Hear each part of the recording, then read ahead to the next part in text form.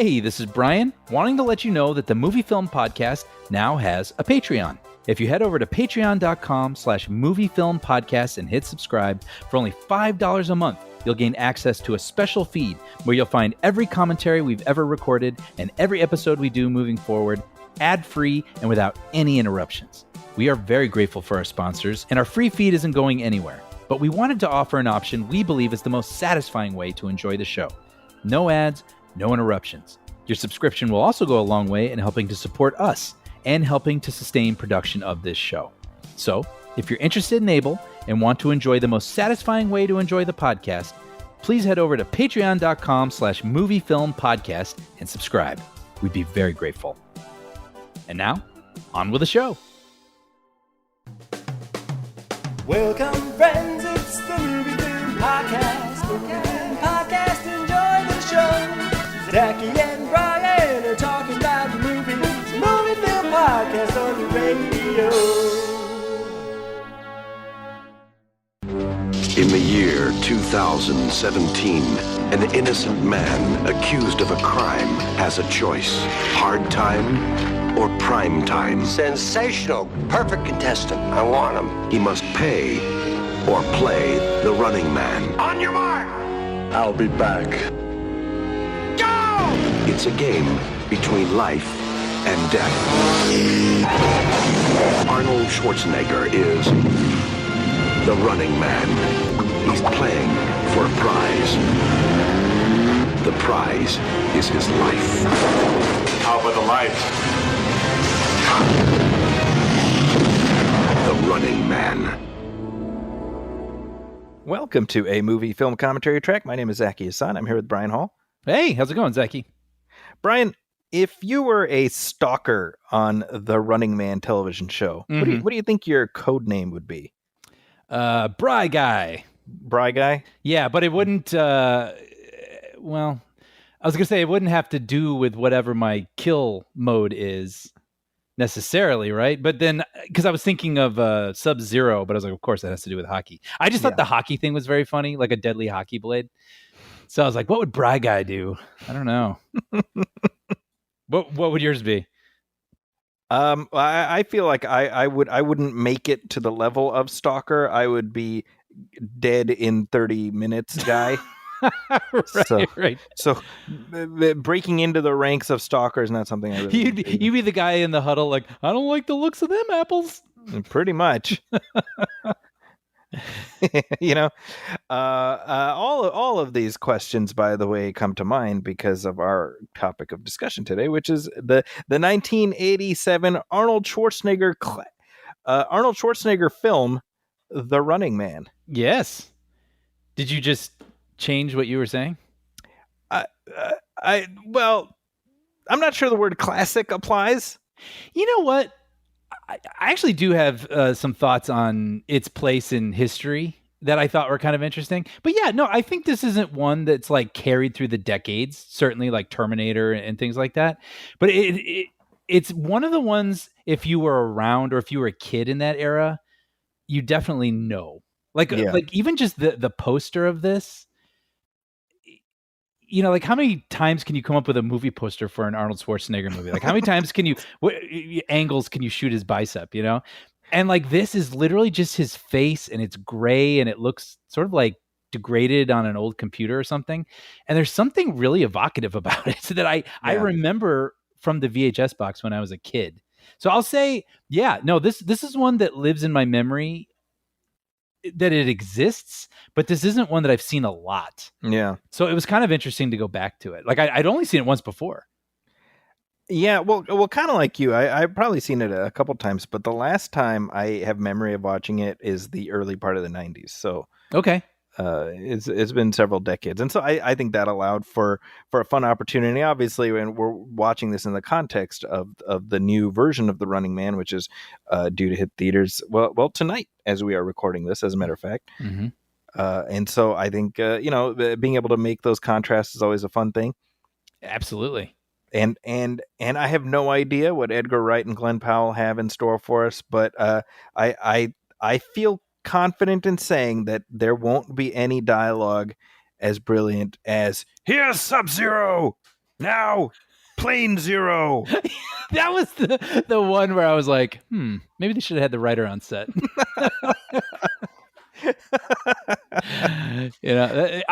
He gets.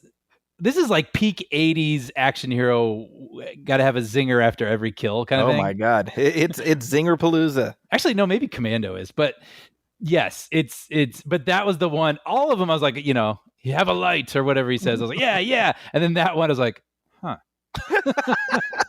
Maybe it's a thinker. Give me a minute.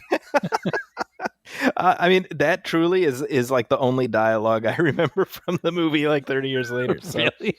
So that's something. Yeah. So, hey, we are going to watch The Running Man from 1987. If you want to watch along with us, you're more than welcome to do that. If not, we'll try to keep the conversation engaging enough to pull you in, hopefully, with our trademark charm and witticism. That'll be Brian, and the awkward silences. That'll be me. We'll see. I don't think so. We'll see how that goes. Hey, we ready, Brian? I'm ready. All right, we're about to start running. Yeah. So we're gonna do the usual thing. We'll go 1, 2, 3, play, and that'll be what we do. All right. Here we go. 1, 2, 3, play. Whenever I see this TriStar logo, the horse running towards screen and it grows the wings, I get excited because it makes me think of Short Circuit 2.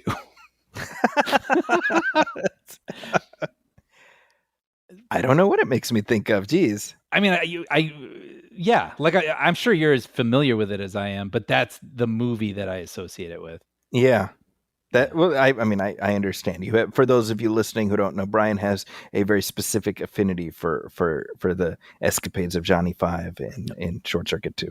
I honestly feel like if I ran into him somewhere, I would probably tear up and have to hug him. By the way, I love this opening here. It feels like something that was probably made on an 80s computer.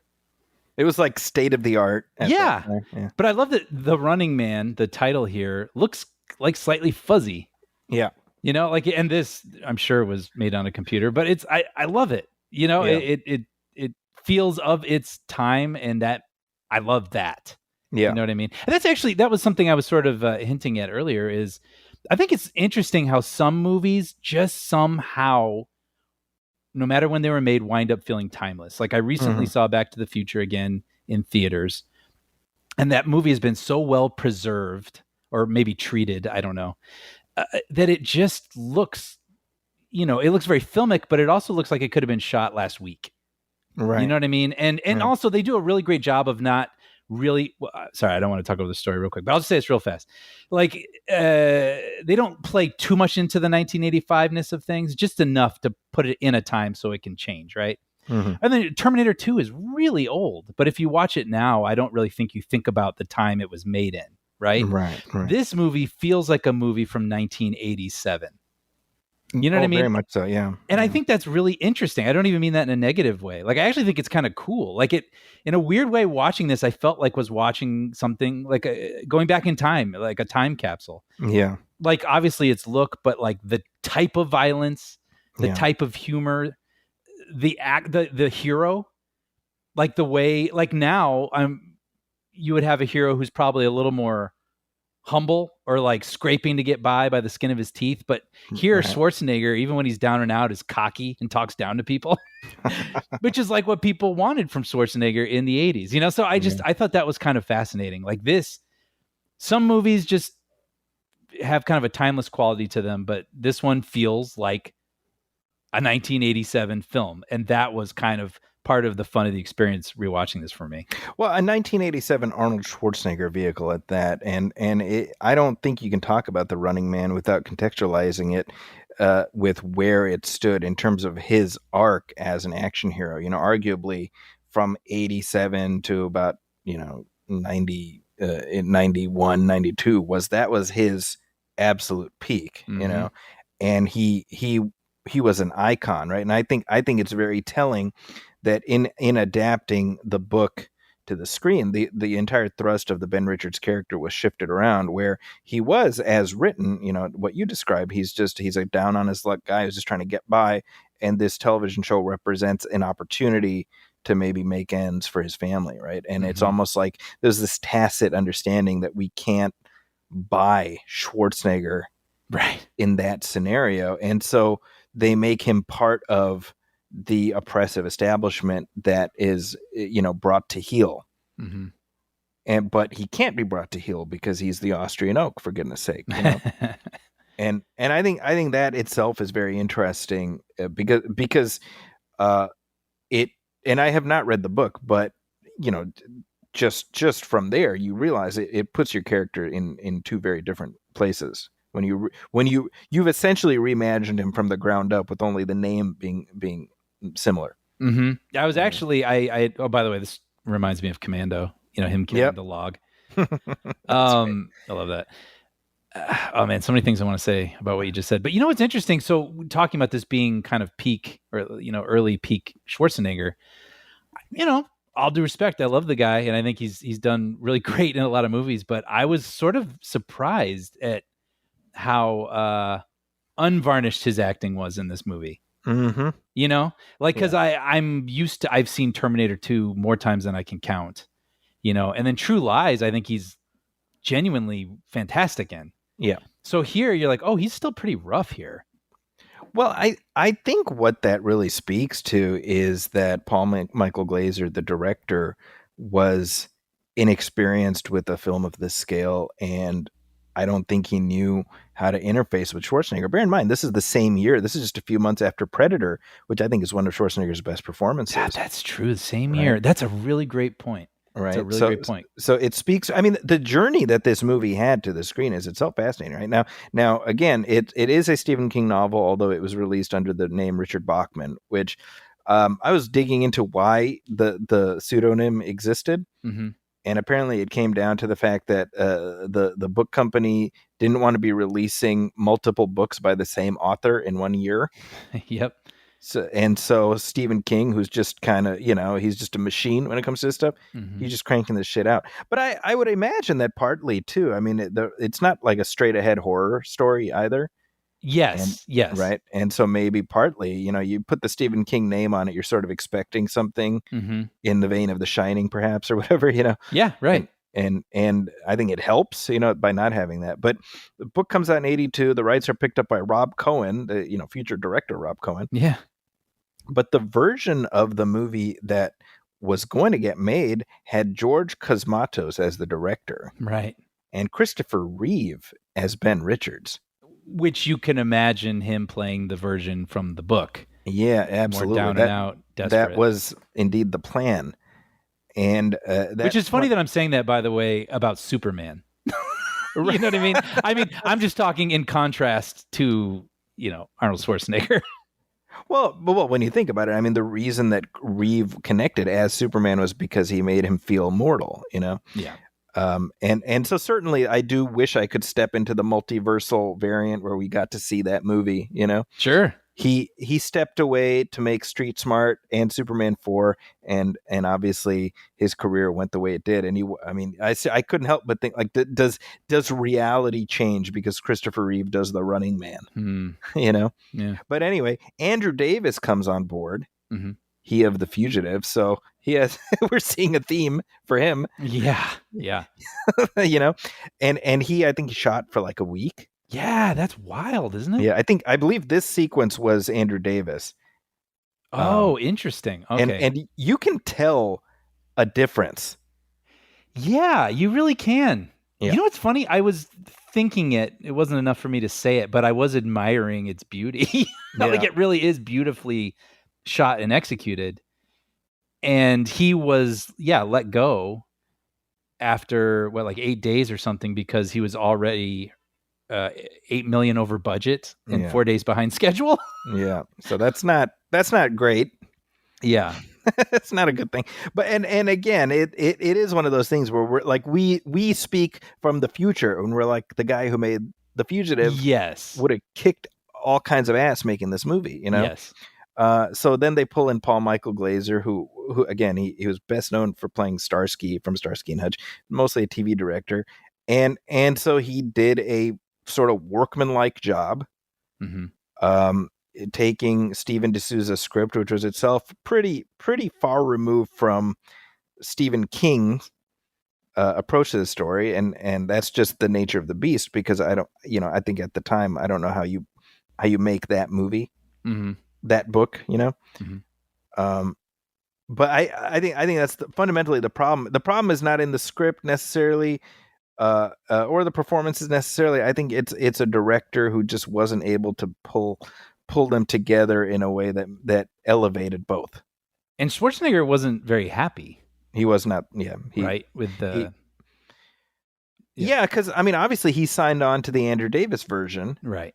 And he said as much, right? Yeah, he's like, it looked like a TV movie, and I would say that's accurate. Yeah, I have some quote where he says, shot the movie like it was a television show, losing all the deeper themes. Yeah. I guess the film's tone changed from a dark allegory to a humorous action film, which Schwarzenegger wasn't very happy with. And he ain't wrong. Yeah. Yeah. I mean, the book itself is much darker than this, and just reading the synopsis of the book, I'm like, well, there's no way that was going to be made into this movie anyway, no matter what. Right. So sort of like, it's like, okay, the only question is how much of a divergence were we likely to get from that original book, Right. By the way, I want to comment on that establishing shot of the city. Mm-hmm. I was, watching that on my big television, and I was like, wow, what a thing of beauty. I mean, that's, I don't know what it is, like matte painting, yep. A combination of things, I'm sure, that ran through an optical printer or something or other because of that TV screen. But I was like, wow, that is stunning. Yeah. It looks, this, whatever version we're watching, some recent restoration or something, it looks really nice. Yeah, they've done a nice job on this movie. Yeah. There's a Zappa, right? Dweezil Zappa? Dweezil Zappa, that's right. Yeah. It's very random. Yeah. By the way, so commenting on the prison break earlier, where they're having to quickly input this code, and otherwise they have these devices around their necks that will blow up if they pass a certain point. So there's that moment where the guy's like, can't wait any longer, and he runs and his head blows up. Yeah. And there's part of me that thought, if I saw that in real life, I'd be horrified. But like, here I am watching something that's approximated, like it looks like a guy and his head blowing up, and I'm like, ooh, moving on, eating my popcorn. Like, I was just trying to understand the disconnect where, you know what I mean? Where I can like watch that happen graphically in a very, very realistic way and go, oh no. Yeah. Versus like, actually, no, that's really horrifying. By the way, Mick Fleetwood here, we should say we got all kinds of rock royalty here. Yeah. Yeah. I guess some people online were saying, or there's a fun fan theory that he's playing himself, playing Mick Fleetwood, because he says something about people taking away his songs from him or something. Well, his character's called Mick. Yeah, right. And it is set 30 years after it came out, so I suppose that tracks, right? Yeah, it's possible. It's like Tom Petty playing himself in The Postman. Oh, I've never seen The Postman, but I remember that he's in that. So that's kind of a thing. Yeah. Oh, by the way, so yes, I mean the whole setup here is that Schwarzenegger, the first scene is in a helicopter, and he's ordered to fire on these people. He's ordered to fire on innocent people, and he says, "The hell with you." I was gonna say, well, it made me think of you because we get like, so then this. People like, do your orders. And he's like, no. And so he like starts punching everybody in the helicopter. I was going to say, we get peak like, hey, oh, no. And like, I associate that sound with you. So last night I just had like, my heart beat a little warmer just thinking about you, hearing all this, oh no, like hanging out of the helicopter. Like I have my kids doing that now whenever we watch an Arnold movie. So I'm very proud about that. Whenever I'm imitating Schwarzenegger doing that, I'm imitating you. So anyway, I was like, wow, this is like, we're getting a lot of gold here in this first scene.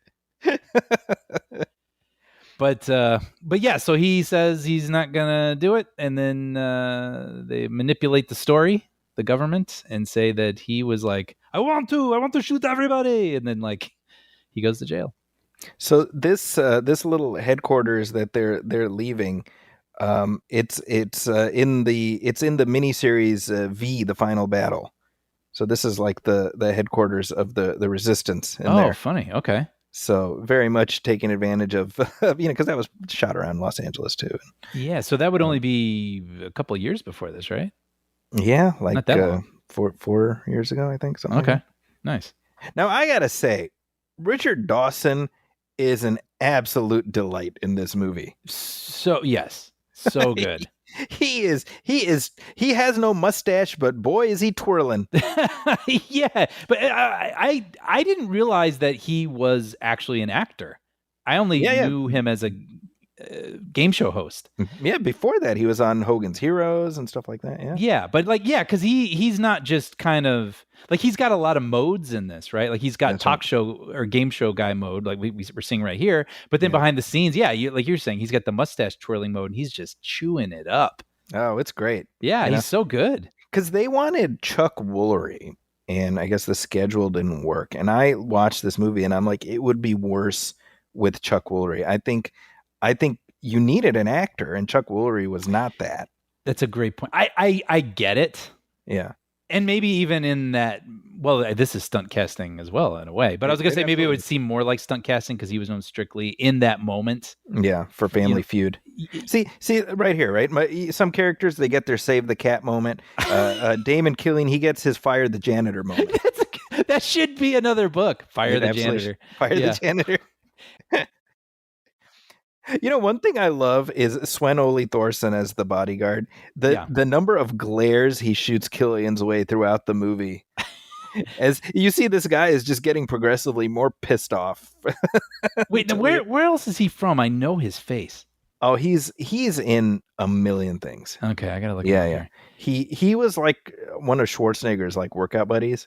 Okay. So he's one of those guys. He's in. You know what you know him from? I'll tell you. He is the security guard in Mallrats. Oh yes. Yep. Yep. Yeah, but he's in like Conan the Barbarian. I'm pretty sure he's in Batman and Robin. He's in a bunch of Schwarzenegger. Oh, wow. Yeah. Okay. Yeah, I'm looking it up now.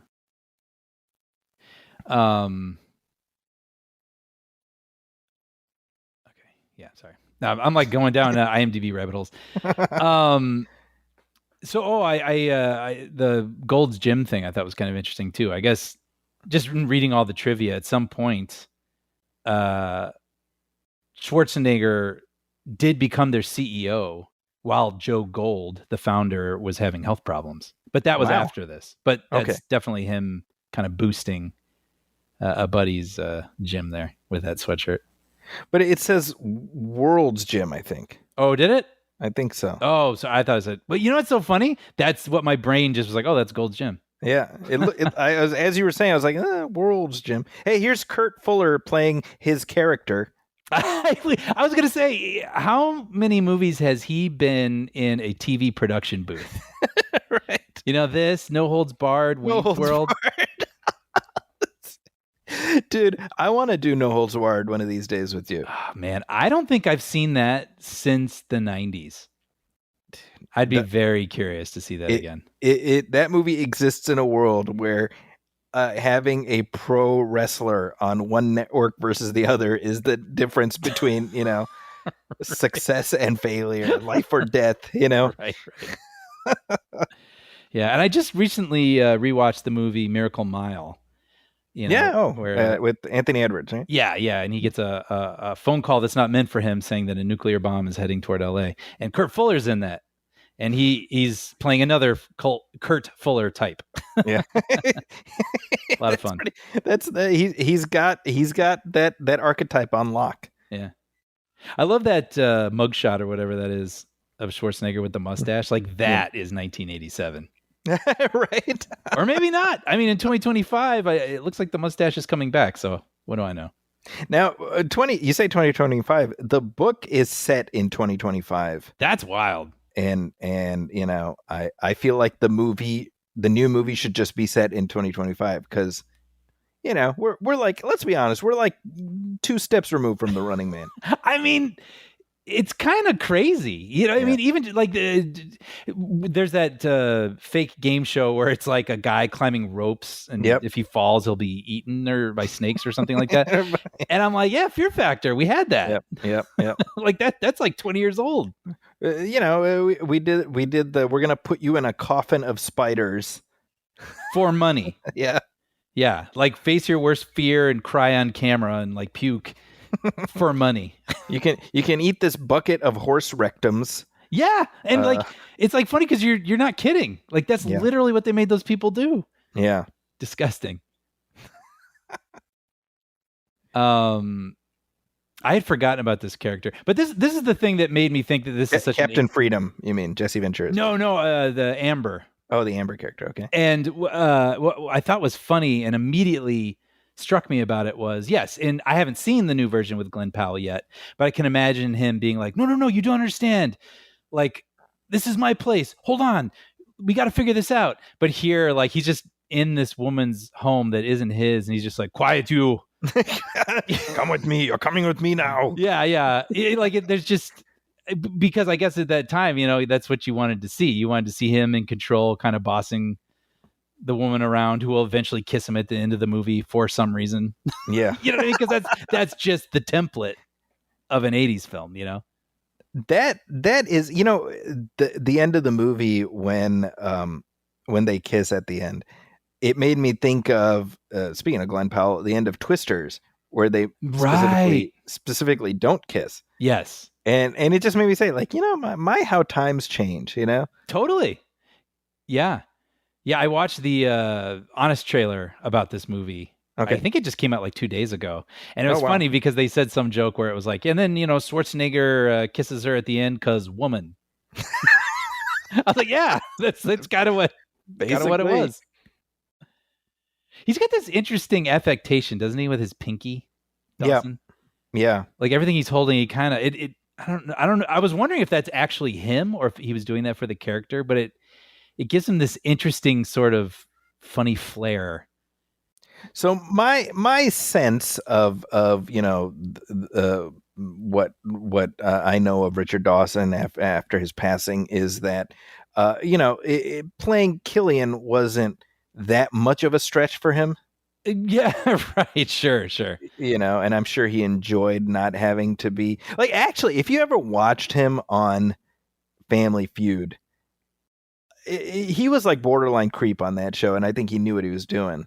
I think he was a creep. Yeah. I watched today because I was doing all the research for this and I was watching clips and like, there's like super cuts of him just like sometimes you watch a game show and you see the contestant and they're a little nervous and the host will put their arm around them. Mm-hmm. And I feel like you're seeing that less and less because personal space is becoming more of a thing. Right? Yeah.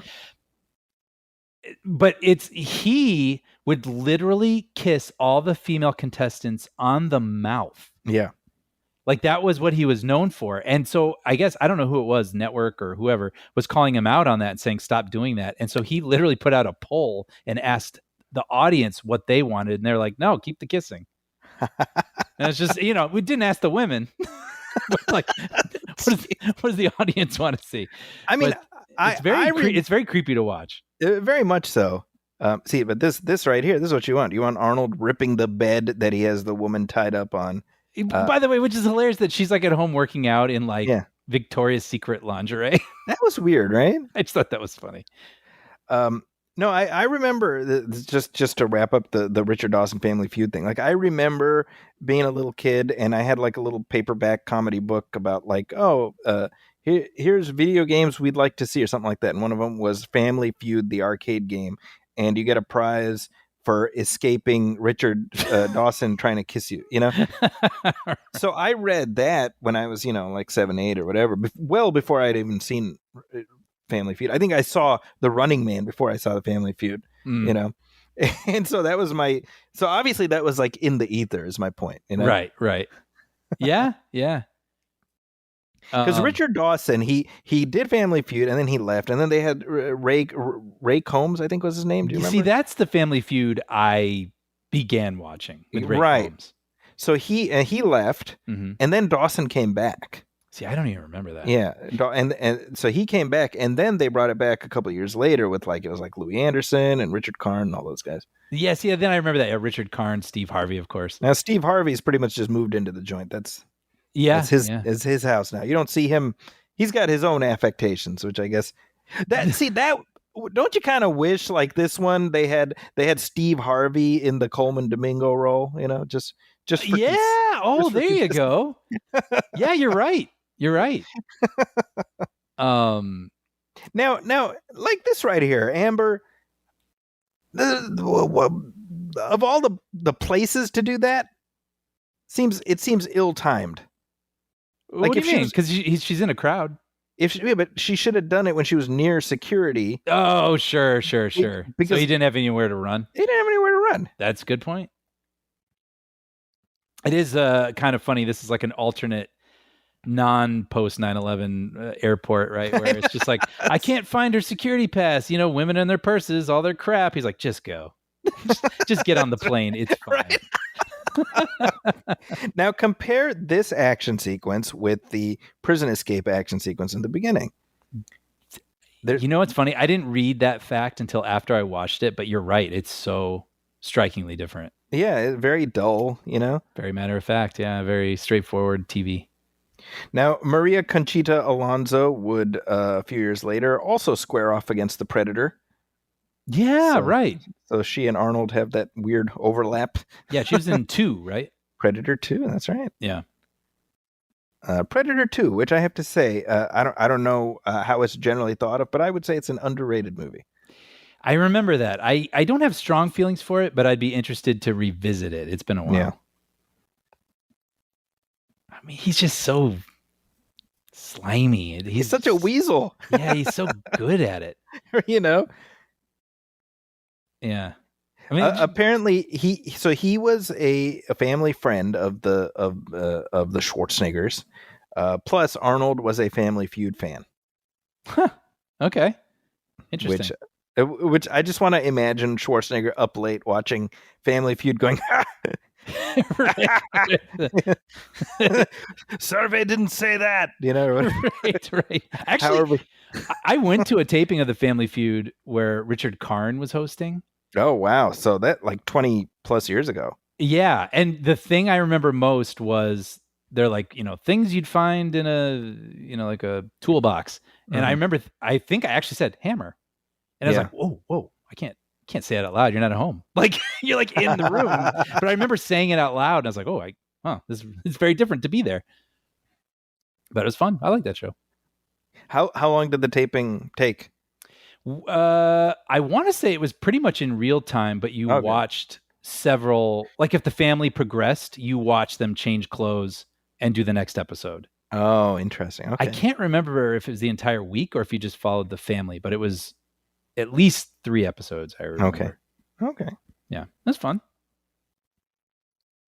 But and then I mean, as long as I'm saying personal anecdotes, and then Chuck Woolery actually met because that's right. Yeah. Sean and I were on a game show called Lingo. And he was the host.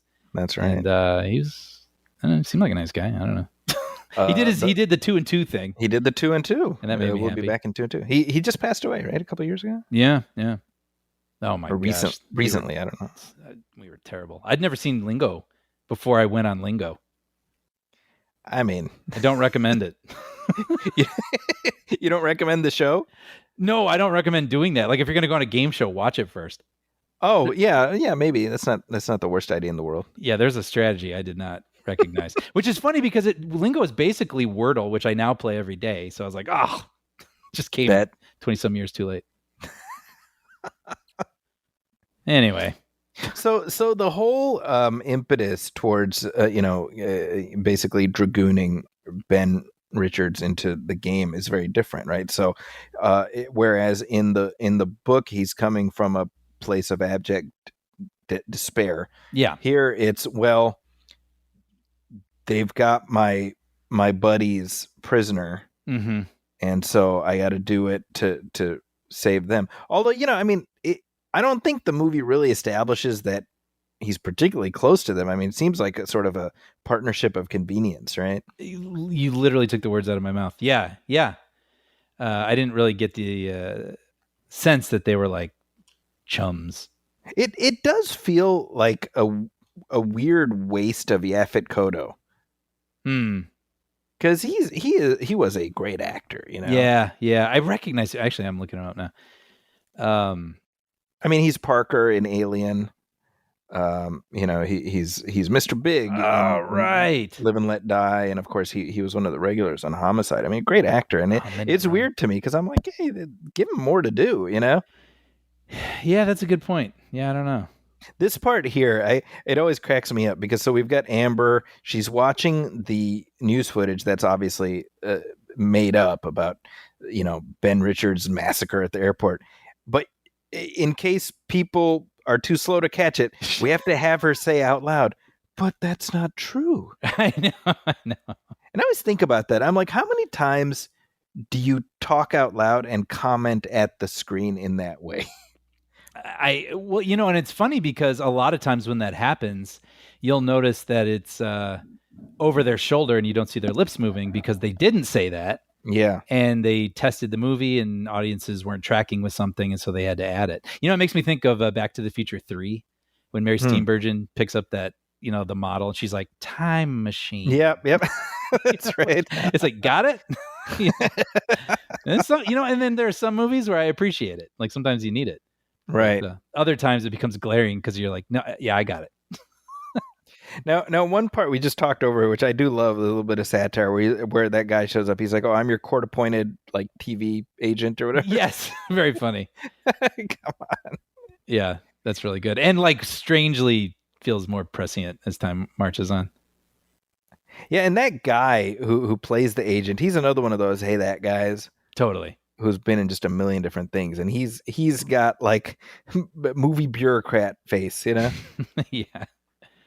I also wonder if you did like a chart, like how much time in this 90 minutes is dedicated to those dancers. I would say too much. I mean, aside from the Amanda, right? Or Amber. Yeah. Aside from the Amber character, they're like the only women in the movie. So I can kind of see where they're like, well, we gotta, you know, guys, a bunch of guys showing up for a Schwarzenegger movie. We gotta give them some women. But you know, it's funny. I actually wondered because I know in this era, Paula Abdul basically choreographed everything. Yeah. And so I looked it up, and the song that they're dancing to is actually called like Paula's Song.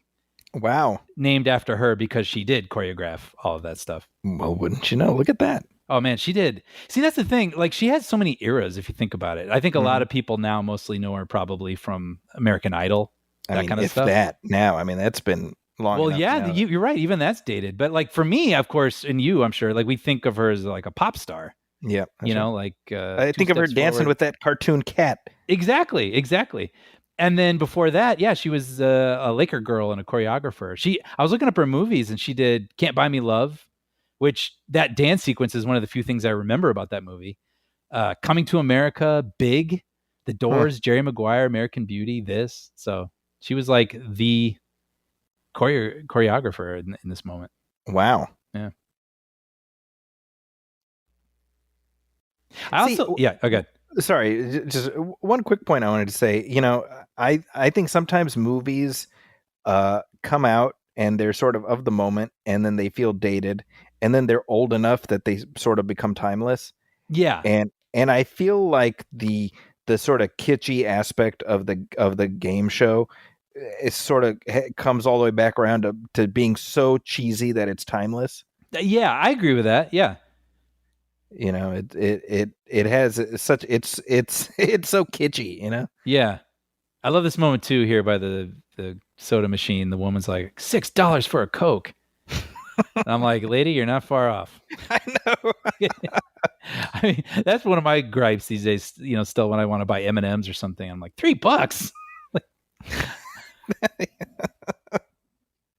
Or like, you know, I bring this up sometimes, but like Pulp Fiction, when John Travolta freaks out over a $5 milkshake. Yeah. And like milkshakes now are like $9. I know. It's crazy.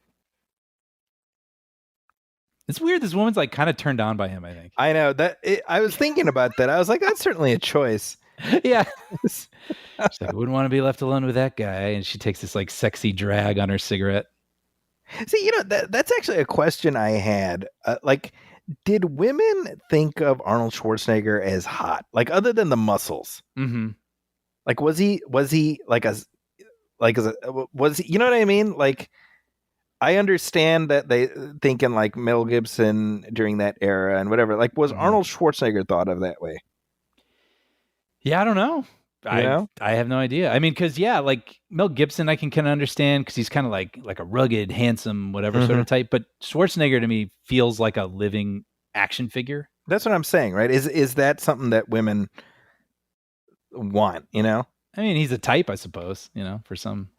I But, you think they put that character in there, so at least they're like implanting it in your mind a little bit. Like women find him desirable. Yeah. Because personally, I think women should be into skinny guys with a paunch. yeah. I'm not thinking of anyone in particular. I just think in general. I think. Yeah, who have obscure trivia knowledge about films from the 80s and 90s. Yeah. That's I don't know who that would be. No, but seems like an attractive sort, if you ask me. Yeah, just feels right to me.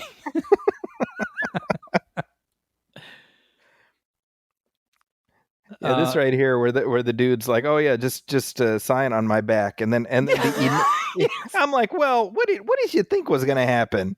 I get, but again, in 1987, that's what we want to see Schwarzenegger do.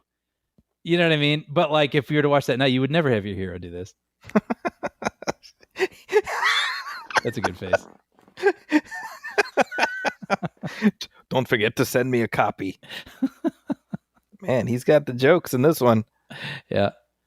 So you got to have a moment where Dawson woos some sort of woman here. There you go. Got to give her a kiss. That's what he's known for.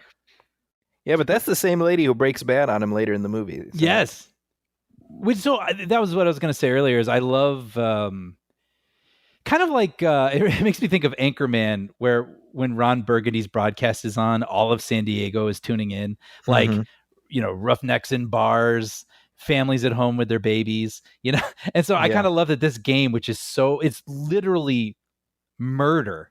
Yeah. Like you that's what you're tuning in for, is to see murder. And I love that the audience is made up of old women like, "Oh, I'm just so happy to be here." Like it's I like that. It's fun. See, the thing about this edited version, I just love it's like, "No, don't attack them." He's like, "The hell with you." Yeah. First of all, I'm like, I like that they had all the camera angles available. They had access to the B-roll from the movie. I wish they had like at least tried to make it look like a security cam in the helicopter or something. Yeah.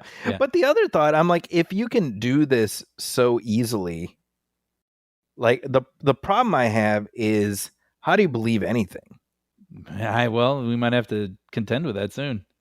That's what I'm saying, right? Like, we're living in a world right now where you could have a person in power on video doing something horrific, and it'll just be like, "Oh, well, it's probably deep fake," right? Mm-hmm. I mean, we're living in it. We're like you said. I mean, we're like touching that reality. Mm-hmm. So in this movie, it's like, "Hey, you thought Ben Richards was dead. Turns out he's not dead. Yay! Now the world has changed." Well, is it though? Because it's still just something you're watching on a TV. Yeah. You get what I'm saying? Yeah. I love all the dancers like reacting to him. You know what I mean? Yeah. Well, I guess we know what the women thought of Arnold Schwarzenegger back then. Well, it's just funny. Like, there's just like, that's part of the vision of the show, is like this murderer coming out and all the dancers being like, "Oh no," twirling around him, like, but that's great. That's what, I mean, that's the bigger, the better. That's what makes this work, right? I think kitsch, so. Like you're saying. Yeah. Well, the satire. I think that, the whole nature of the game changes, right? Because in the book, it's a 30-day challenge where you're out in the world, right? And basically everybody's trying to get you. Mm-hmm. And instead they make it a 3-hour thing where you're in these kind of generic looking zones. Mm-hmm. And so this movie really leans into the presence of Arnold Schwarzenegger and just sort of whatever he brings. I mean, he's having to work for it in this one. I just mean in terms of pulling the audience along. Mm-hmm. And I think that's why I love those shots, by the way. Me of too. The previous winners, which is very funny. Yeah, and you know what's so funny? I hadn't seen this movie in a while, but immediately I was like, "Oh, those guys are dead." Really? You just know. You just know. Look how happy they are in Hawaii with that lady. You know, oh, they're dead. They're definitely dead. But like Schwarzenegger's having to work for it because there's less other stuff to draw our attention. Yeah, there's like interesting scenarios, but this isn't like a huge movie. Like Yeah. the spectacle isn't. You know, like I actually was surprised upon revisit because I didn't remember what the challenges were, but that the first challenge is basically, yeah, like a guy with a hockey stick that's just sharp. You know what I mean? Right. Yeah. Like it's not as bombastic as you can imagine it would be now, and with the budget that they could have and the resources and whatever. And also, I imagine in 1987, it wouldn't be easy to just go out into the world, and shoot the movie that Edgar Wright can do now. You know, so like I think this is like an interesting reimagining. It's like, all right, well, instead he's out in the world, he's in this like, you know, gladiator arena of doom, right, in the future, and it's wacky. Well, that's really it. I mean, you see the adaptation process, which I'm fairly certain that Stephen King was not a fan of this adaptation, given what his thoughts are on movies like The Shining. The Shining, yeah, exactly. But the decisions that are made, I mean, it's just sort of a matter of practicality. Like what else can you do? Well, and according to the screenwriter Stephen E. D'Souza, he told the New York Post apparently that this movie inspired American Gladiators. Because I was watching this thinking like, oh, this reminds me of American Gladiators, which I didn't realize. What's that?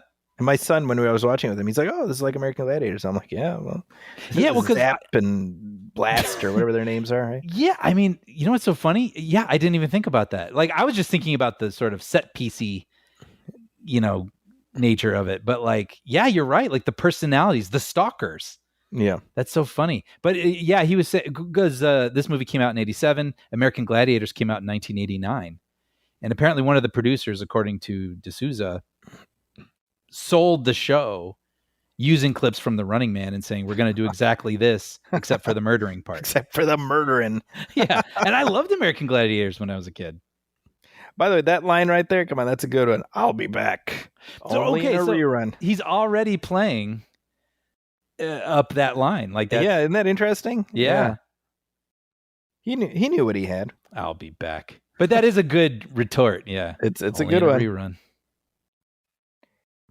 This looks really good. I wonder how they did this.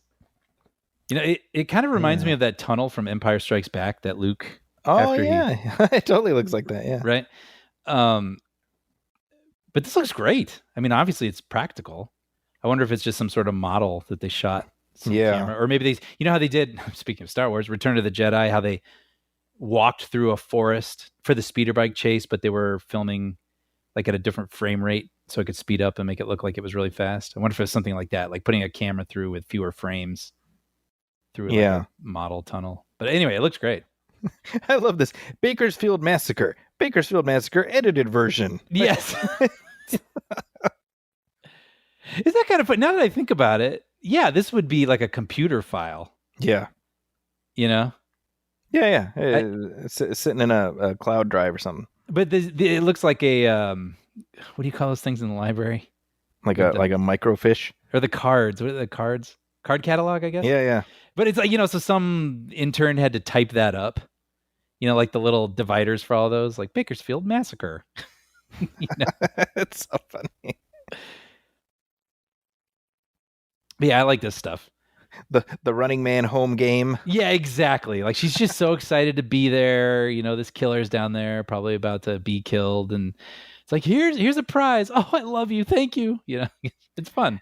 Yeah. See, well, I think we've talked about The Price is Right before, and my contention that Bob Barker secretly hated doing it for probably the last 2/3 of his time on that show, and I just couldn't disagree more. The man loved what he did, and he loved everybody who was there. I think he would have liked his job more if he could send people off to their death if they chose the wrong price. I think that would have put a little swing in his step. You do have to wonder, if they're like, "Oh, guy, come on," you know what I mean? But I went to. I can't believe I'm talking so much about game shows. Actually, I can. That's what we're watching. This is the place to do it. I went to a taping of The Price is Right. I went to 2 tapings. One taping, my friend actually got called up and she won some prizes. She spun the wheel and won $1,000. And I love the Cindy Lou Who dancer. She's got that ponytail on the top. Yeah, right. But at one of them, Bob Barker came into the audience afterward and shook people's hands, and he shook my hand. And I got to tell you, man, it was like meeting a president. I was like, this was special. And I remember he was very warm. It was very nice. So, see, I remember afterwards he was like, that Brian Hall guy, what a piece of shit he was. He texted me out of the blue. I didn't even know him. Yeah, right. Who is this? Yeah. Okay, so this gentleman, shoot, I don't have his name in front of me. Sub-Zero? Yeah. Soon to be Plane Zero? Professor Toru Tanaka. Yeah. Been in a lot of things, but I think of him as the butler in Pee-wee's Big Adventure. Yes, that's right. Yeah. Francis is busy. He's taking his bath. Wow. Jeez. Oh, yeah? Where are they hosing him down?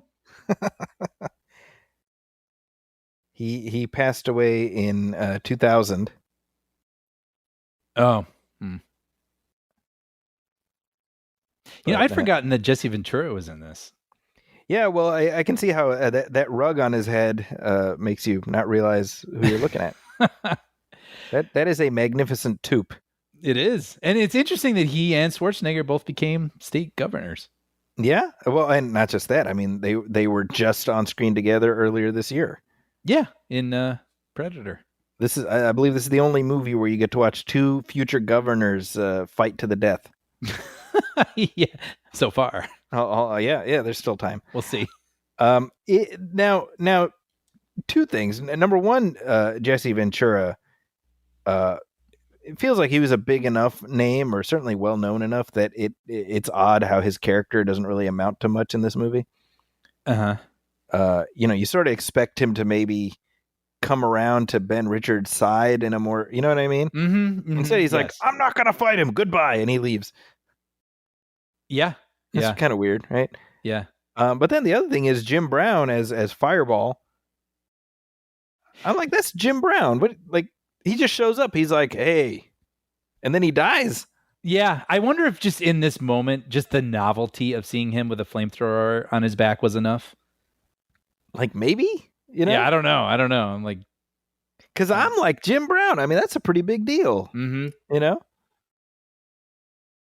So I've said to you before about how whenever there's a guy with the glasses, I'm like, that sumbitch gonna die. I'm pretty sure it must have started with this movie. That's really funny. Because skinny guy with glasses. Let's see how far he makes it in this Arnold Schwarzenegger R-rated movie. I didn't even think about that. He's the one that's good with computers too. Yeah. You know what's funny though is that at the time this movie came out, it was critiqued for its violence, and watching it the other day, I'm like, I don't know, it's almost antiseptic, the violence. It's funny. I had a similar thought where I actually did think about that. Like at the time, I imagine this was probably pretty brutal. Yeah, but now it just doesn't feel that way. It feels American Gladiators-esque, Mm-hmm. I should say, on YouTube they have like the official American Gladiators channel. They got entire seasons of that show on YouTube. Did they really? And you know what? That is a good way to spend 45 minutes. You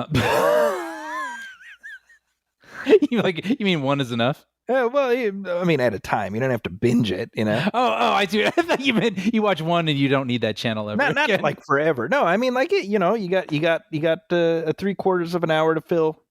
There's something that'll do it for you. Yeah. See which mulleted person is going to defeat which other mulleted person. That is kind of funny though. This is like that's like the sunshine happy version of this. Yeah, because they were out to defeat obviously the contestants, the Gladiators, but they were also, like you said, they were Zap, and it was like some woman with a ponytail flexing but smiling, like, "Hi, kids," Yep. like they were like the happy version, like, "All right, I'm gonna go do my thing," and then they go out and just clobber these people. So nobody's getting clotheslined with barbed wire on American Gladiators. I mean, or they on had The Price action is Right. figures for that, and They did. Yeah. Well, Barker wish he had. I know that would have been his when some idiot says something costs $300,000 or something. Yeah. Speaking of violence, I mean, this is the same year that RoboCop came out, and that's always crazy to me. When you see these trivia things where it's like, oh, this movie was at one point rated X for violence. Yeah.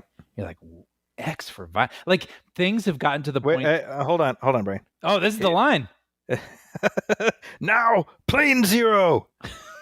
You know what? Give that man his retroactive Oscar. right. Because that's the good stuff. I love that. They walk away. They give themselves a high five. Yeah, they get a high five. I love the way Dawson plays this too. Horrible. Just horrible. I know. He's such a piece of shit. It's so great. He doesn't care. I almost want to see him like, coming up next. That's what's so funny. He's why that shot. It says more to come. That's the satire. The movie does not lean nearly as far into it as it should have. I agree. I like it. I think it works, but I wouldn't have minded if they had dialed it up even a little more. Yeah, like that. Like, oh, horrible. Yeah. After this break, exactly, just kind of do the switch like that. Yeah. No, but like the 80s, RoboCop came out this year, which was rated X for violence. And I remember one of the Rambos, 3 maybe, it was in the Guinness Book of World Records for being the most violent movie of all time. Like, it was just like a moment, right? Yeah. Like, violence was really having a moment in the 80s. But that's the thing. I mean, you watch, certainly RoboCop, you can watch it now and you're like, you can still be like, no, that is insanely violent. Like, they don't, movies are not that violent anymore. And you watch Predator, and that's pretty violent. There's definitely valid, examples. This one is pretty prosaic, I think. No, I think so too.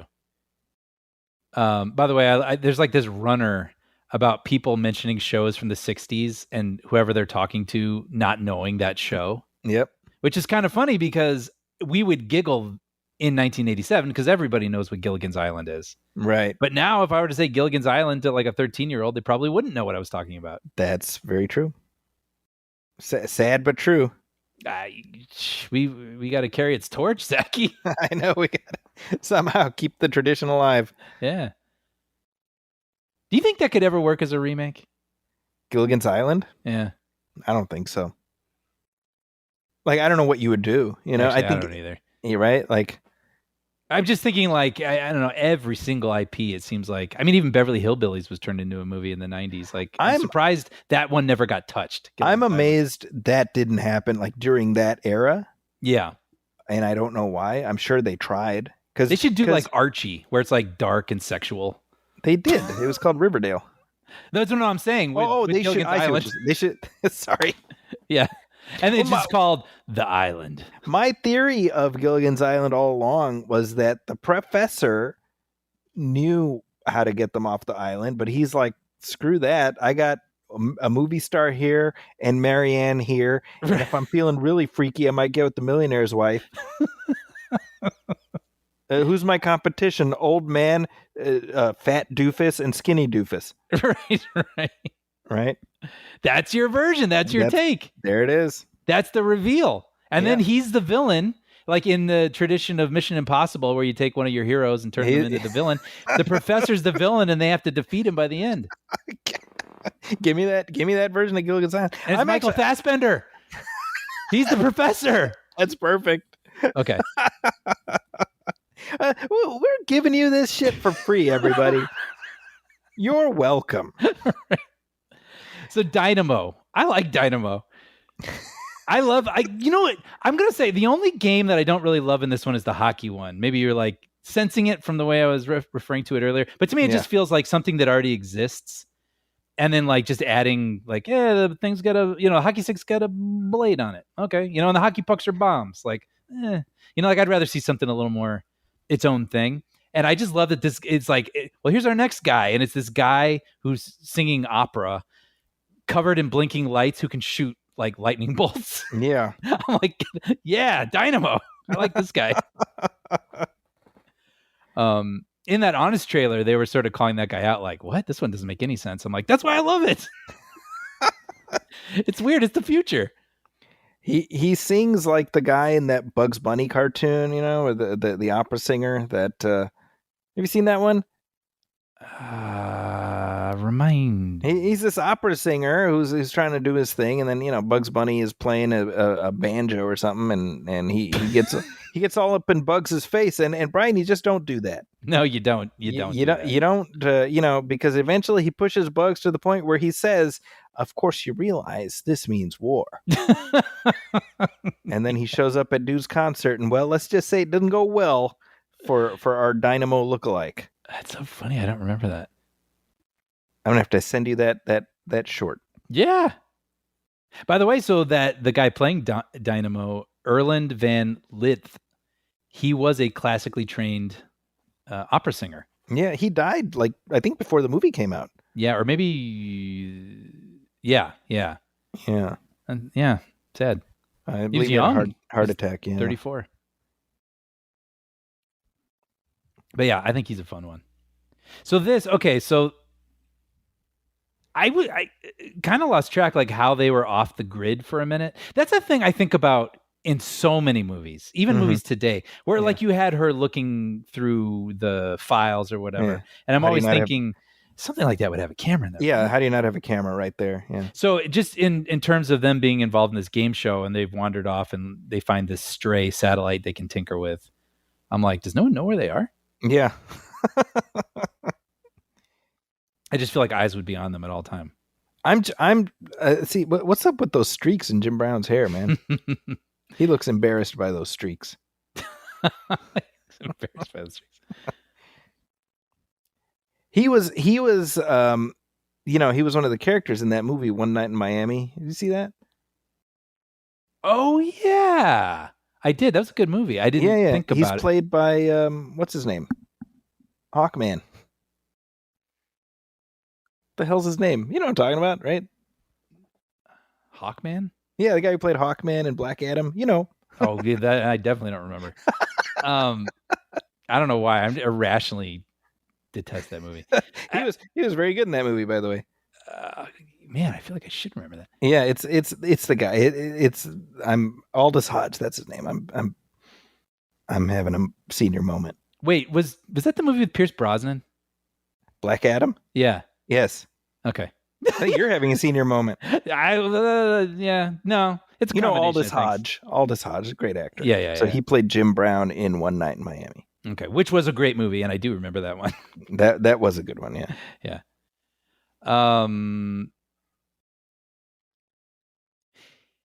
You know what I love about this? Now, all right, as long as we're talking like old men, like so many things can be augmented now through visual effects. Yeah. And I think, you and I say like visual effects are incredible. They're like a wonderful tool. Yeah. And when they're used in concert with things, right? And you can make the best looking effect between, mixing practical and a visual effect. Right. But too often, I think too many things get covered by a visual effect. And so then like a car going over a hill and, slamming down, your brain knows it's not real because the physics aren't correct. Okay. You know what I mean? Like there's not a weight or a heaviness to the vehicle. It just kind of flies and it feels more like an animated piece existing in a real life movie. I like watching this sequence here where we got this little, car thing and the guy on the motorcycle, because when they're like whipping around and bumping into walls and going through narrow openings, I'm like, whoa, watch your arm. You know what I mean? Like I'm really feeling the weight and the danger and the tactility of it all. Right. And I love that stuff. Yeah. Or you think even of, Terminator 2, while it's on my mind, with Arnold on the top of that water drain on the motorcycle and then that stunt guy drives it off. Oh, and you're like, sure. Damn, like that looks like a dude on a motorcycle. I'm sure there's cables involved, but like, I wish they would throw more real things around these days. That's all I'm saying. I'm sure it's cheaper to just build a car and then throw it into a building or something, but it doesn't feel the same. And I think we can sense that. I agree with that part, right? Like I think the human eye, I think we're at a point now where we just roll with whatever digital, confection is put in front of us, and that's fine. But I think people just reflexively lean forward a little bit when you have a sense that there's a person or a an object that's real, has real weight to it, Totally. I mean, I think that's what the latest Mission Impossible movies sell themselves on. You know? Yep.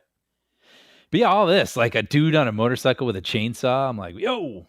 But I mean, don't you feel like it's very limp in execution? I don't disagree. Actually, it's funny. I was just about to comment on that. What I think is missing is there should be like levels to this. Yeah. You know what I mean? There should be ramps and there should be, like it's just kind of a dirt arena. Like it looks like a demolition derby arena or something. Yeah. And it's not very dynamic. Yeah. I mean, if you could add to this and have, or it makes me think of Tron, how they tried to up the light cycle races in the second one. Right. And so they're not just going straight on a grid. There's like levels and ramps and you go down and up and you got to catch up to the people and meet them where they are. Just complicate it a little bit. I agree with that. Yeah. But then again, I don't know what the budget was on this. It was like 30 million. Well, come on then. No, I'm just kidding. Well, 30 million in 1987. I mean, that's not nothing, I mean, that's right. I think Batman cost 30 million. Wowzers. Right. That was a couple years after. Yeah. And this one barely made that back stateside. I think it was like 32 to 35, something like that. Yeah. So I think I think it was originally supposed to be summer, which that would have been stupid because it would have been opening right on top of Predator. Mm-hmm, right.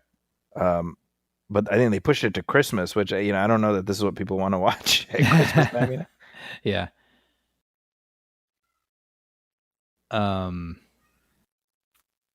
Shoot, my brain just stopped. But no, yes. I mean, when you think of like a director, it's like, you get your script and it's just like, all right, this motorcycle guy with a chainsaw chasing after your hero. And then, you want a director collaborates with the, my brain is just not working. Like all the creative people, all the departments, art departments, whatever, and you build a model and you come up with all the things. And just maybe that wasn't the directors who were working on this. I don't know. Right. Yeah. Well, it was a situation. Not what they were focusing on. Yeah. I mean, Glazer comes on and he's basically,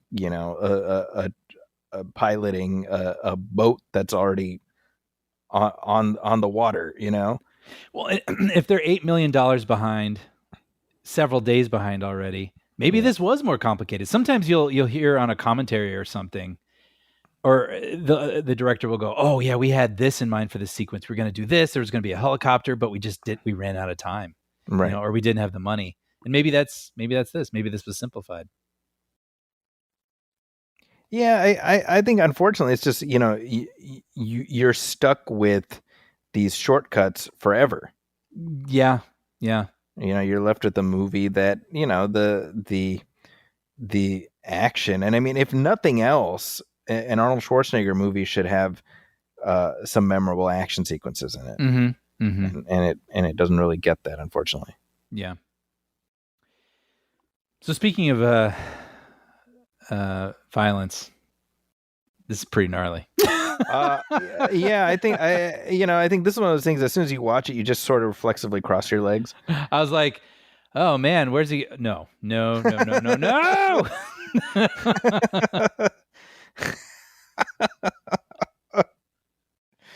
I just love too how they have to give him this line just so Schwarzenegger can ever retort. Yeah. I love this saw. Oh yeah, it's part of me. It's part of me. Oh, it. Yeah. Arnold's playing it though. I got to give him credit. Yeah. That's the thing that I've always kind of respected about him. Like he always gives 110%. You know what I mean? Like one of those things I was surprised to learn about him was before he became like a famous actor, he was already a millionaire. Like just through, real estate deals and, he's always been a businessman, an entrepreneur. Yeah. And then when he wanted to go into acting, he wanted to go 100%. Yeah. And work with the best people. And, like he's just one of those people who really forged his own success, Right. with the determination. And it's pretty admirable. I agree. Yeah. Dynamo. There's your guy. Hey, that's what's missing. I want to hear like a 80s synth. Well, so that's as good a place as any to mention Harold Faltermeyer's score, which I gotta say I really like the score in this movie. It's this perfectly 80s artifact. Yeah, no, I'm totally kidding about the Dynamo thing, but this, like, come on, like this, I really do love this. I'm not kidding. Like, there goes glasses guy, skinny glasses guy. But I love the animated lightning and it's just so wacky. That's what that's what everything I like about this movie is the wackiness. You know what I mean? I mean, they could have made his armor not look like a light bright though. I literally thought about light brights. I wondered if it was just a retro. It sure looks like it. Yeah. I gotta be honest. Just looking at the corpse of that dude, a chainsaw to your junk is maybe in the bottom 3 ways I want to go. But a great band name, Chainsaw to Your Junk. Oh yeah. I agree with that. No, yeah, literally, that would be probably last or next to last on my list. Yeah, not a fan. Not a fan of that. I'd be like, just drop me off the building. Right. What's funny too? So the Dynamo's got a mohawk. I feel like we just missed mohawks, you and I. Yeah. You know what I mean? Like I've seen people with mohawks certainly in my lifetime, but like all the movie, like it makes me think the next movie is Star Trek 4. Sure. Yeah. Right, the guy with the mohawk. Like I want to like go back to 1986 and walk down a street and just see dudes in mohawks. Like, well, yeah, 80s movies. Because bear in mind, I was living overseas during the entirety of the 80s that I was around for, and based on watching films such as Star Trek 4, etc. Like every the Terminator, Bill Paxton's got that hawk. I was fully expecting just hordes of mohawked hoodlums, just walking hither and thither. And like you, by the early 90s we had parachute pants and high hair, but not a mohawk to be seen. Yep. It's funny. I remember going to a concert and I saw a guy who was wearing a mohawk and he had a Ramones shirt on, and I had not heard the Ramones at that time. So I was like, wow, what are they like? They must be so dangerous. And when I heard them, I'm like, oh, they sound like the Beach Boys with distortion. I was like, oh, I did not see that coming. I always love these moments. These are it's the save the Dynamo moment. Yep. I always wonder about that. Sometimes in movies you can sense the bad guy needs to die. Our hero could do it, but how do we? Ultimately, we don't want to see our hero just like shoot somebody. Yeah, you know what I mean. So they got to find either a way for him not to do it, or a clever way for him to have to do it, or you know what I mean. Usually, it's they're holding someone off a ledge, right, and then the person like pulls a knife or something, so they have to let go, or Yeah. But yeah. Well, there goes Fireball. It's his time in the barrel. I gotta go.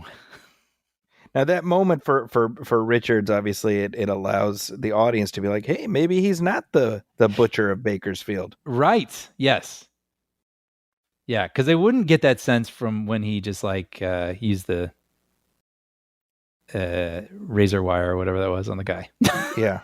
Right. Exactly. See, now, this should have been a bigger moment.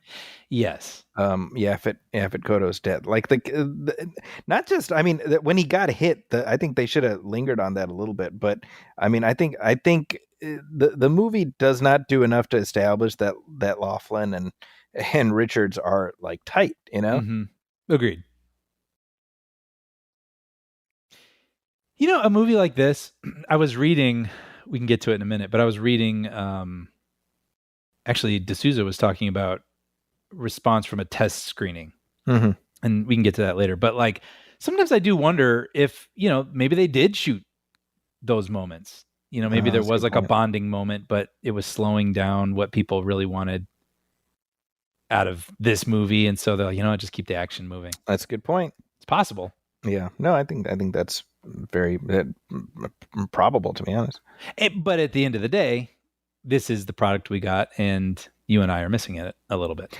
Well, and I think that's what it comes down to, right? It's like it's the little character beats that end up having big impact, because those are things you plug into, and that you see that, oh, this is a human being, Mm-hmm. Yeah, I mean, I don't want to say spoilers, but you and I watched a movie recently, and it's like the character's brother gets killed, right? And for the whole movie, now I'm on our hero's side. Yeah, and I'm feeling that burning, feeling inside of me, wanting him to succeed because of that motivation, right. And so, yeah. If we'd felt a little more connection between those characters right now, we'd be like seething, right? More with personal anger versus we just know we want Schwarzenegger to defeat the smart guy. Yeah, no, that's exactly it.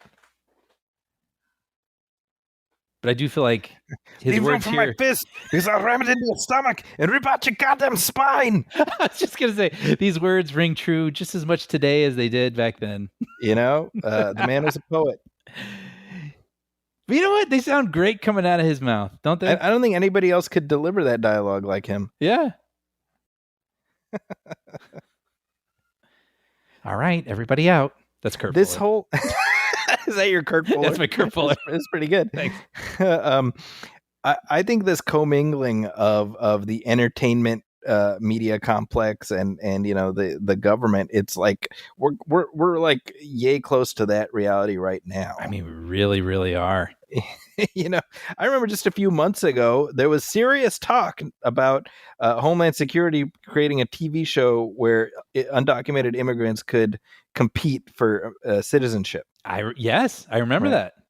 And I'm like, okay, well, what do you even say to that? That's dystopian. Yeah, it is. That's dystopian. Yeah. We may be entering a dystopian. I don't know. I feel like we're about 2 steps past dystopian. Or maybe we're in it. It's like the whatever, the boiling pot, the frog in the pot. Yeah. Do people in the dystopia realize they're in the dystopia? I don't think exactly. They do. See, doesn't it feel like they're setting up some kind of an arc for Captain Freedom, right? Yes, I thought there was going to be more out of that. Yeah, kind of like, what have I become, and what I don't know. I mean, it's very weird because the next time we see him, he's wearing this cockamamie, looks like a cardboard box wrapped in tinfoil. Yeah. Oh, yeah. That might be one of the worst costumes in the film. Right? I forgot about the hell is that? Yeah. And he's like, I'm not doing this. Goodbye, basically. Yep. And it's like, what in the world? It's very weird. Yeah. It's funny. I was just going to say, when Jim Brown is lifting into the air there. Yeah. I know that would look better now in 2025, but there's something about it that I love. Oh, absolutely. Just being lifted by cables or whatever. Like, it probably looks like how it would actually look in real life if a guy right, exactly. lifting off the air. See, God, Brian, you can't pick a runner to be the guy who's going to be the right. Well, she can pick anyone she chooses.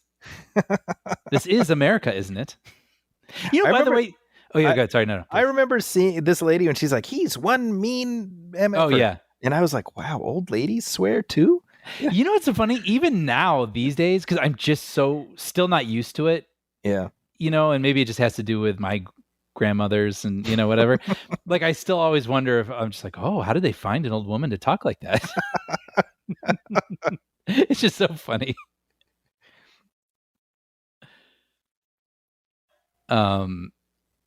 This is like kind of a nerdy sort of thing, but like all the shots where they're showing screens.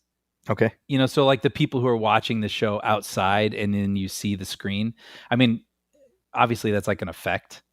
Right. You know what I'm saying? Like, but what's amazing is usually when you do that, one of the images looks degraded because it's like a second generation. Oh, right. To meld them. Yeah. But I can't believe they both look so pristine that I was wondering how they did it. Do you have any thoughts on how they did? No, I was just I don't know. I'm just bringing it up. So it's a rhetorical question. I'm wondering. I'm very curious how they pulled it off because that doesn't tend to look like that. Yeah. Especially That's in movies interesting. of this era. Yeah. I don't know. I just thought it was. I mean, I noticed. Whoever did it, I noticed. The 4K whatever restoration they've done. I mean, this looks pretty good. I got to say, it's very good. Good quality. I feel like they're getting better and better at it. Yeah, well, restoring these films. I mean, there was a restoration of Predator, which was friggin' awful. Yeah, well, and the Cameron films aren't very good. Yeah, well, they're not great, but I also this is just me. You tell me if I'm wrong. I feel like there's a lot of online uproar that's like kind of much. Also, I won't disagree with that because I think that's always true. But like, I don't love the T2 restoration, and they've also recolor timed it, which drives me nuts. Oh, that's interesting. So that's weird, right? Because Cameron does that, and William Friedkin did that to The French Connection before he died. Like, why? Yeah, I don't know, but and they can go too hard, and they when they're trying to get rid of grain and things like that, and then the human beings can start to look kind of waxy because they've removed all texture. I mean, right. I know you know this, but like. So there's like, it's like a fine art to like, yes, this movie probably doesn't look exactly like the film does. Right. I mean, they've probably treated it a little bit, made it a little smoother, but they've left it filmic enough. Mm-hmm. It still looks of its era. Right. But there's a sharpness and a detail to it. And, like, I just feel like this is a really good example of a restoration. Yeah, no, I agree with that. Yeah. Yeah. Flamethrowers, man. I remember I was freaking out earlier this year about Ballerina because I had a flamethrower fight. I remember that. And then remember Lethal Weapon 4. Like, flamethrowers are just cool. It gives you very distinct cinematic sequences. Yeah. Well, they're just so you can't get close to the person. So it's like, well, how are you going to disarm them? Right.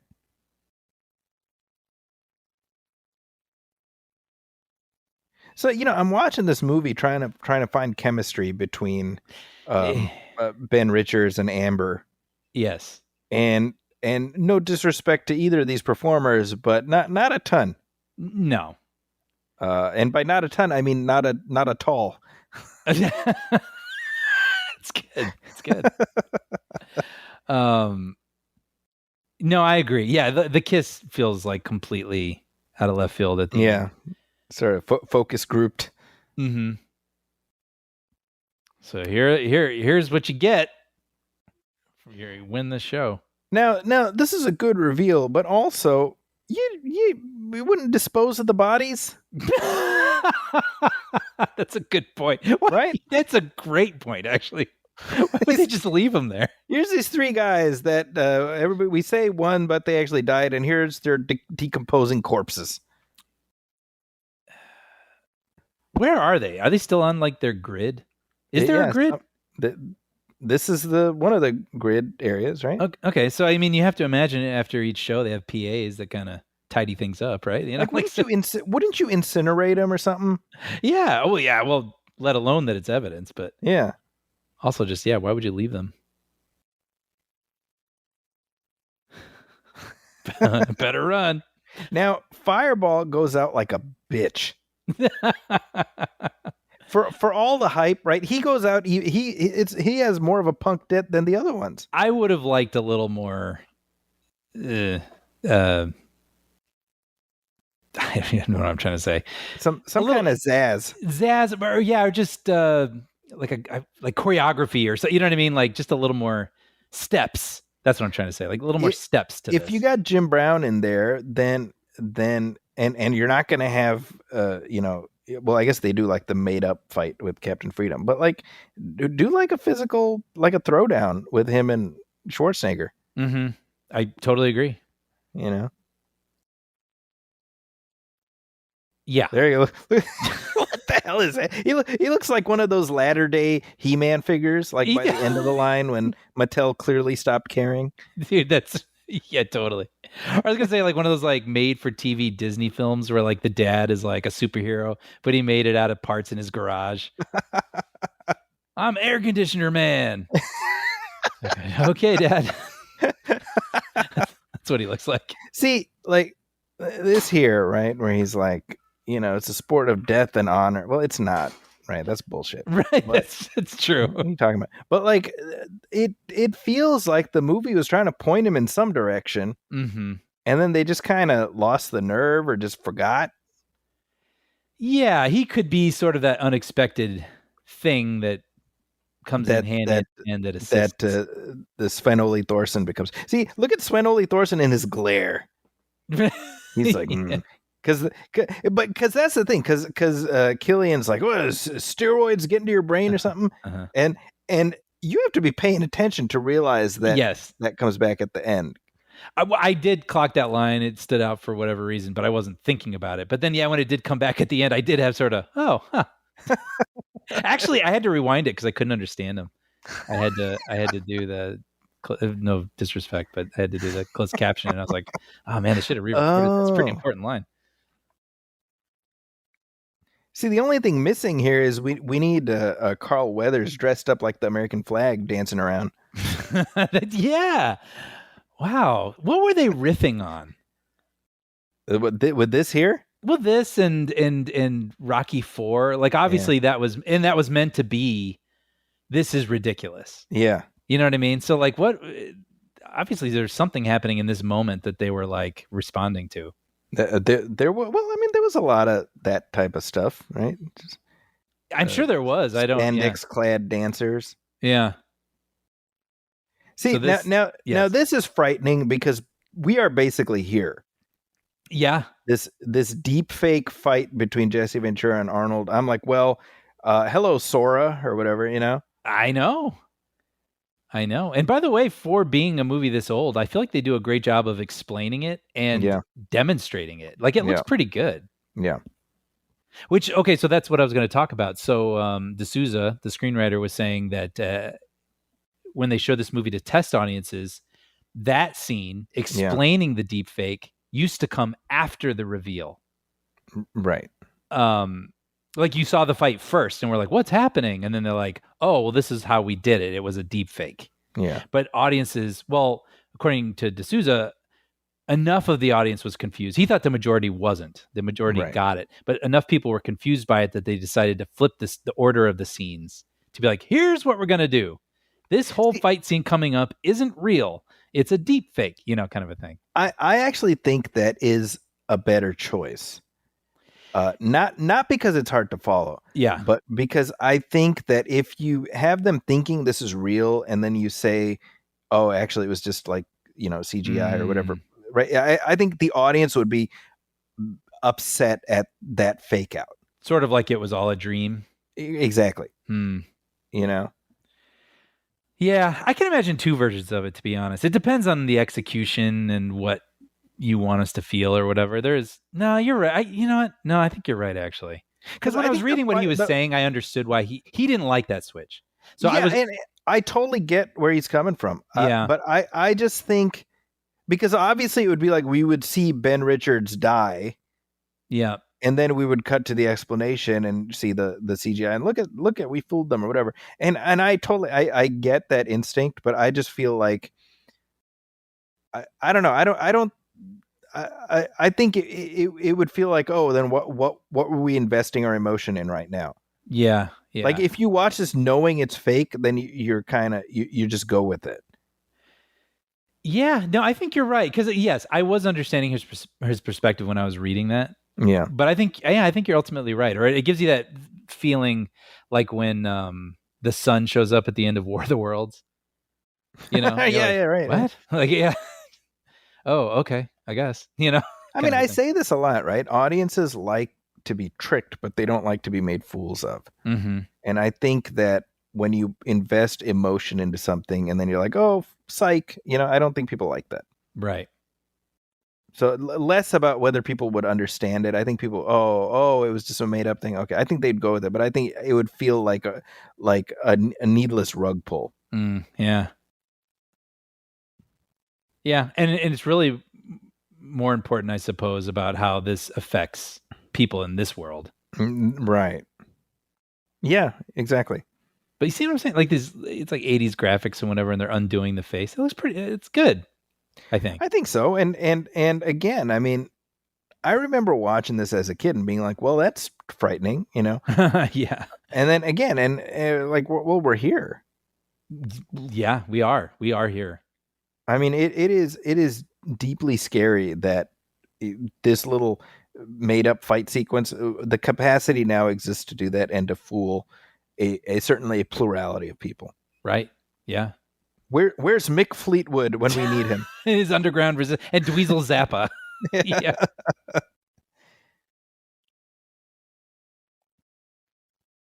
You know, it's we haven't had a good underground resistance movie in a while, have we? Yeah, I'm thinking of Demolition Man and Dennis Leary. You know. Yep. I feel like there's something else we watched not long ago that was like that too.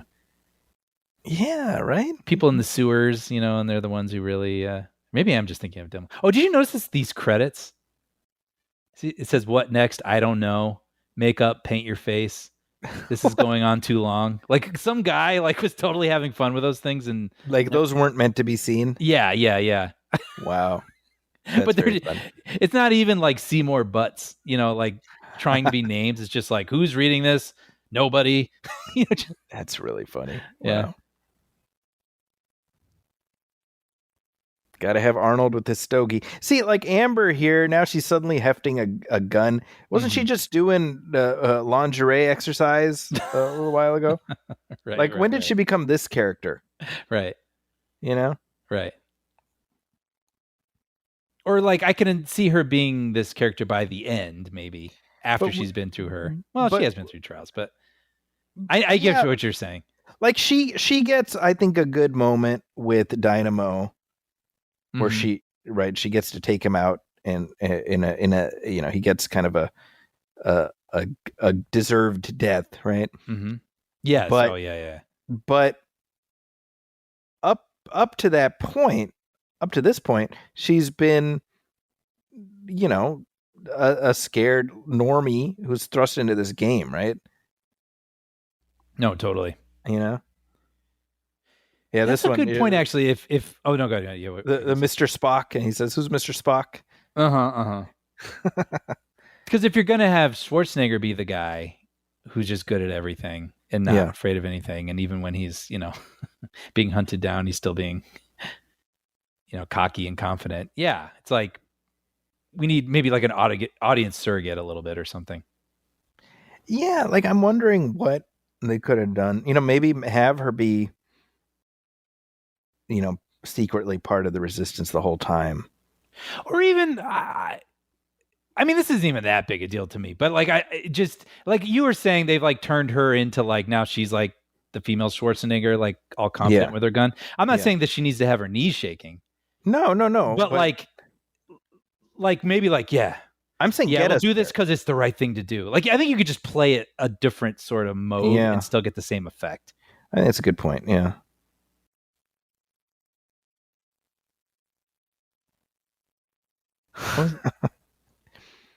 I love these old timey monitors.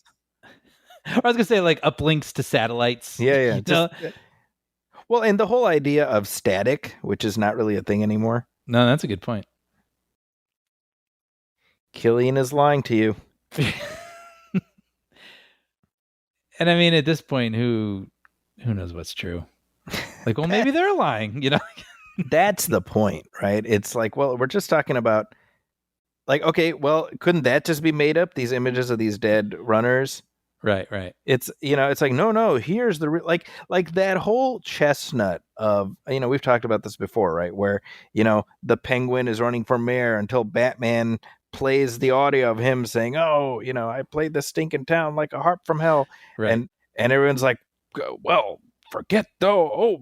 I don't like that at all, and everybody walks away en masse. You know, like that feels that trope, which is, you know, that Batman Returns. It's a part of a proud lineage of that trope.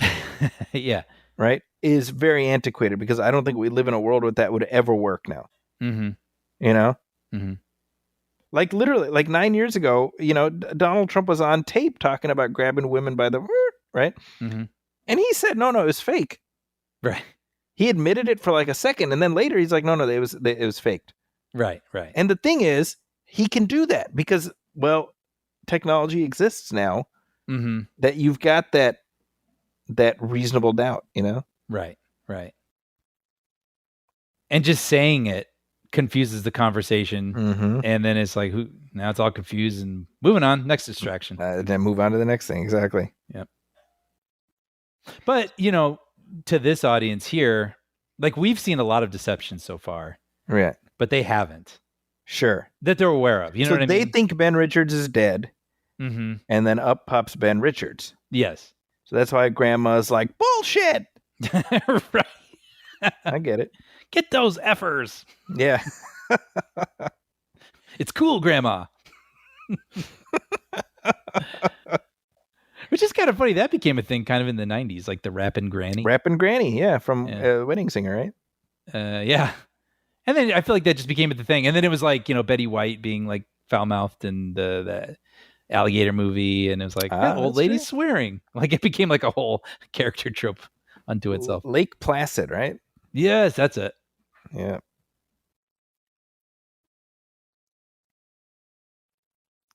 Yeah, I'm thinking this guy I'm taking back what I said. Wait, what? About Dynamo? Yeah, I was wrong. I'm sorry. Yeah, don't be walking around in your light bright suit. Yeah. Although, yeah, cool death.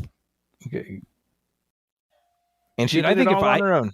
She didn't need Arnold's help. Yep. Yeah. I think in this day and age, I would love to make a movie and use all state of the art, visual effects, but I would love to have cartoon lightning still. Like I'm still gonna. That's my one fight with the studio. No, the lighting's got to be cartoon. It's gotta be animated cartoon lightning. It's pretty amazing, actually, isn't it? I mean, really. I mean, even you think of Return of the Jedi and the bolts coming out of the Emperor. Like someone hand animated that stuff. It looks incredible, and it still looks legit, man. I think so. Oh, Killian's about to get his uppance. Yep.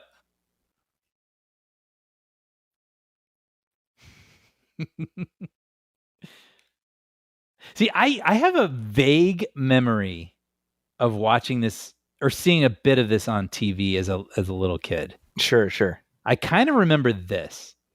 Kind of feels like a WGN Saturday afternoon type thing, doesn't it? Yeah, certainly that. But I feel like I remember it being on like ABC Sunday Night Movie or something. Okay. Like, and I kind of remember this, putting the game show host in this tube and it feeling like scary or something. See, like this here, now, no disrespect to Sven Ole Thorsen, but don't you think it would mean more if that was Captain Freedom walking up? Yeah. Yeah, no, I do. Right? He like I get it like, because he's shitting on the little guy the whole movie. He does fire that janitor. Totally. But I don't know, that moment doesn't land where he's like, I got to score some steroids. Peace out. Yeah. No, you're right. This almost feels like a thing where, like in a book, there would be two characters. Sure. And it would sort of make sense for a book, but in a movie, you just kind of condense that idea into one person. Yeah. And like you're saying, maybe go with the Jesse Ventura character. Yeah, if only because, I mean, you've set him up to be something, Mm-hmm. Right, exactly. Now the ending of the book is vastly different because essentially Richards, who believes that in the book it's he's doing it for his wife and child. He believes that they're dead. So after winning, he agrees to become a runner. Excuse me, Stalker. A stalker, and then he finds out they're alive, and then he crashes the plane that he and Killian are on, and they both die. The end. So little I can't see this movie going that way. Instead, we get I call this the Simpsons Mr. Smith Goes to Washington remake ending. Right. Where it's like, let's kill the guy, kiss the girl, and go up into 100%. Yeah. But this is satisfying. I mean, seeing it this absolutely guy is. who's condoned all this stuff and just has no. He's mean to everybody. It is righteous vengeance. Yeah, seeing him get thrown into his own game. After spending the 80s trying to kiss all them women. Right. And I do love, though, that it's like, fire him right into a sign that just explodes. Like, it's, it's great. That's what this movie's doing. Exactly. What does he say? Like, yeah, there you go. It's just so big and silly and dumb and fun. That's that's my takeaway watching this is like having revisited the other day. It's like, this is not a classic, but it has just enough kitsch and charm that it kept me engaged. And, there definitely was something about Schwarzenegger during this era of his career where he made the joint watchable, man. Totally. Oh, man. I mean, that's the thing. That's why he's like lightning in a bottle. Like, he's got the physicality, but he's also, he's got warmth, but he's also got like a charm and a humor. Yeah. Like he's, they don't make him like this very often. Yeah. Well, and so I agree. Like, if you put someone else in this movie, one of the like more third tier sort of action guys, I don't know that it would be as watchable. Yeah. All these years later. Now I'm going to kiss you. What did you say? Because woman. Well, I wish I'd come up with that, but yeah. I also love the lyrics of this song where it's like, no pain, no gain. Like this song is probably the most dated part of the whole movie. Yeah. I know. I love that. He just like grabs her by the neck and ushers her away. Like, we will go and copulate now. Yes. Yeah. The Running Man, Brian. The Running Man. Yeah, I mean, I gotta say, this was a lot of fun because I think this is maybe aside from watching it in preparation for this was like the second time I've ever seen it. Okay. So it's exactly what you said. I mean, I don't think it's as rewatchable or memorable of other Schwarzenegger classics, but it's wacky enough that it's intriguing, and Schwarzenegger really carries this thing by just being himself. That like if you were to just stop on this on TV, you could like take it to the end and go, all right, that was fun. Yeah. I would say it's like third tier Schwarzenegger from that era. So what I heard somebody else say, and forgive me, I can't remember who it was, but they're like, if don't use this to introduce somebody to Schwarzenegger. Totally. If you want more Schwarzenegger. Yeah, if you're already on board, hey, check this out, Totally. I think that's very apt because I think top tier would be like T2 or Predator. And then, maybe throw Total Recall in there, and then, you move down a step and you get your Commando, and then you move down another step and maybe you got your Raw Deal and your Running Man, Yeah. I've never seen Raw Deal. That's another one. I saw it in the 80s. Mm-hmm. Red Heat. That's another one. I saw that, it's been decades since I saw that. Same. Actually, those are like the two. I can see the VHS boxes. Yeah. But I don't think I've seen either of those. There we go. Choreography by Paula Abdul. Look at that. I'll be darned. So worth mentioning briefly the career trajectory of director Paul Michael Glaser, because he goes from The Running Man to, in 1992, The Cutting Edge. No kidding. Yeah. And then in 1994, he did The Air Up There. Remember that with Kevin Bacon? Wow. Okay. Yeah. I mean, sorta, but yeah. And then in 1996, he did Kazam. Oh. and that was it. Oh no. That killed his directing career dead. Wow. DED dead. Yeah. I think he went on to do television. If I'm not mistaken, he's still directing TV. But Kazam made his Shaq snapped his fingers or whatever his genie character does, and made his directing career disappear. Aw. Yeah. Well, feature film. That's his feature directing career. Yeah. Which is we've talked about this before. Like you can do several okay performing movies, and then one nuclear megaton bomb, and then that's it. Yeah, it's kind of wild. I've seen that happen enough times that I find it a perplexing phenomenon. Like you're not allowed at least one catastrophic failure. Mm-hmm. What kind of world are we living in, Brian? Where a man can't direct Kazam without ruining his future movie prospects. Not a world I want to live in. That's right. That sounds more like the world of The Running Man, if you ask me. Right.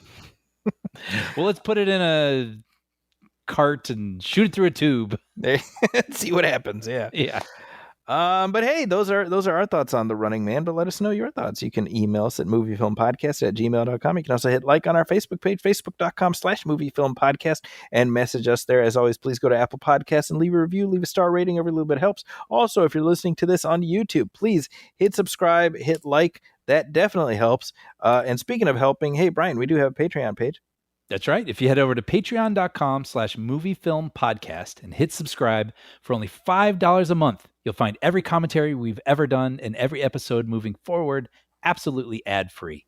Our free feed will always be available, but this is our way of providing what we believe is the most satisfying way to enjoy this show.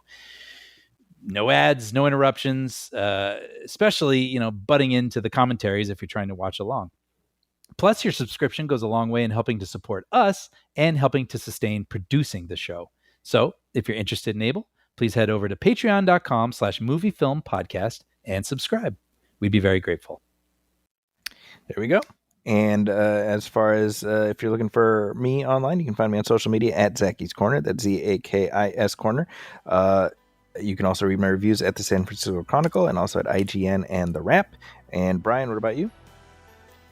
So I was just still looking at the credits and I saw Rocket Propulsion Specialist. So I'm really wondering how they did those tubes. That's how those things got launched. Yeah. You can find episodes I've written of Puppy Dog Pals and Young Jedi Adventures streaming on Disney+. And with that, on behalf of my partner Brian Hall, my name is Zaki Hassan. This has been our commentary track for The Running Man. We'll catch you next time. Thanks, folks.